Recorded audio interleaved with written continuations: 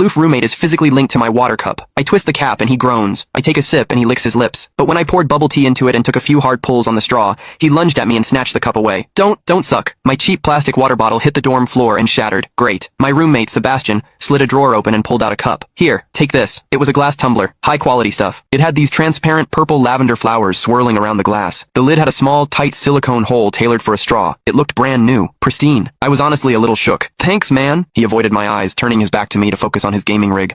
I carefully twisted the lid open. Immediately, a suppressed, low groan came from Sebastian's direction. I poured some warm water in and took a sip. Sebastian sucked in a sharp, jagged breath. His hand on the mechanical keyboard trembled, his fingers slipping off the keys. He licked his lips, looking like he was enduring some kind of torture or intense pleasure. His lips were thin, the Cupid's bow sharp like a knife. Looking at them made me want to bite them. Yeah, okay, I admit it. I'm into Sebastian. I swear to God, before I met him, I was the straightest guy in the state. After high school, my only plan was to get to college and bang a hot, bubbly cheerleader. But the moment I walked into this dorm and saw Sebastian, that plan went out the window. 4 years of college and he's the only one I want to mess around with. But I couldn't tell him. No way. I was terrified that if I spilled my guts, we wouldn't even be friends anymore. Because Sebastian is straight. Like, painfully straight. Only 2 weeks ago, he turned down a senior, a varsity swimmer, total stud, who asked him out. After that, Sebastian came back to the room and sat at his desk with a face like thunder for hours. The guy must be a raging homophobe. Maybe it was because the cup was a gift from my crush, but that warm water tasted sweeter than usual. It had a weirdly good aftertaste. I grabbed a straw from my desk and shoved it deep into the hole on the lid. The second I did, a strangled moan ripped out of Sebastian's throat. He bolted up and sprinted into the bathroom. Weird. We were just gaming. Why the hell did he suddenly need a shower?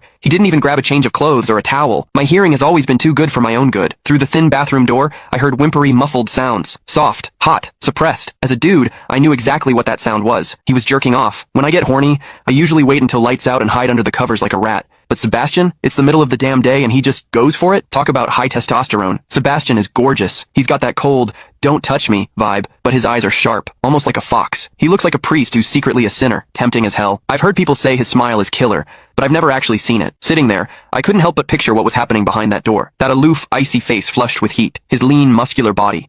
The veins popping on the back of his hand as he gripped himself. Does he keep that cold expression even when he's beating his meat? My thoughts were getting way too dirty. My face felt hot. After a long time, I heard a final, guttural grunt from the bathroom. The door clicked open, and Sebastian walked out. His face was bright red, a sheen of sweat glistening on his forehead. There was a visible tooth mark on his lower lip where he'd bitten down too hard. He walked straight to his wardrobe, grabbed fresh clothes, and went right back into the bathroom. Then the shower turned on. Okay, now he was actually cleaning up. The mental image of him panting in there made my throat dry. I grabbed the glass tumbler again and chugged a few large gulps. The water in the bathroom stopped, then started again. It took him forever to come out. When he finally did, he looked at me with this weird, resentful glare. Strange. Was I imagining things? Sebastian sat back down to game, and I poured myself another refill. I wasn't really thirsty anymore, but I began chewing on the plastic straw out of habit. Click the link in my bio to get the full story for free.